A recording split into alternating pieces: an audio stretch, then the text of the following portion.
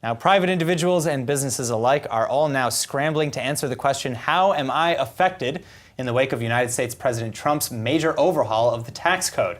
Well, here to help us all get into compliance is Doug Stransky, United States tax partner at Zag S&W. Thank you so much for coming in. It's a pleasure to have you. Thanks, Aaron. Pleasure to be here. All right, so my first question is, what are the major changes in the tax code this year, if you can kind of sum up some of them? Sure. Well, for Israeli corporations that are investing in the United States has now gone from one of the highest corporate tax rates in the world to one of the lowest corporate tax rates. For individuals, we've lowered the individual tax rate. It's still relatively high, but it is somewhat of an improvement. So you're saying for like expatriates, it's maybe even an improvement in the tax code, but and for companies as well, if it's a lower corporate tax rate, no? Well, yeah. Well, for individuals that are expatriates, it's probably a little better just because of the lower rates. But corporations is a significant advantage now because our tax rate was upwards of 40%. It's now 21%.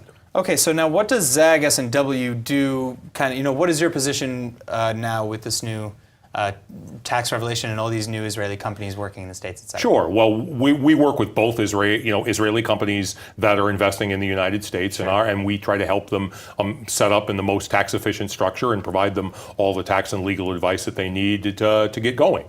And that's something that you're actually doing in a conference later this week, if I understand correctly? Yes, we're giving a conference on U.S. Tax reform, and we're going to be talking to a number of CFOs about investment in the United States in light of the tax reform. Oh man! All right. So now, what do you think is maybe the negatives of this tax reform? How are people? What do we want to watch out for if I own a business abroad? Well, for corporations, there really aren't very many negatives because of the reduced tax rate. There are also some additional benefits in the United States in that you can fully deduct capital investments and that sort of thing. But for individuals, especially individuals that own companies here in Israel, the new tax law provides a significant disadvantage because in the past, individuals were able to defer the U.S. taxation of foreign earnings. As a result of the new tax law, they're going to be taxed immediately without any benefit of credits for taxes that are paid here in Israel. I see.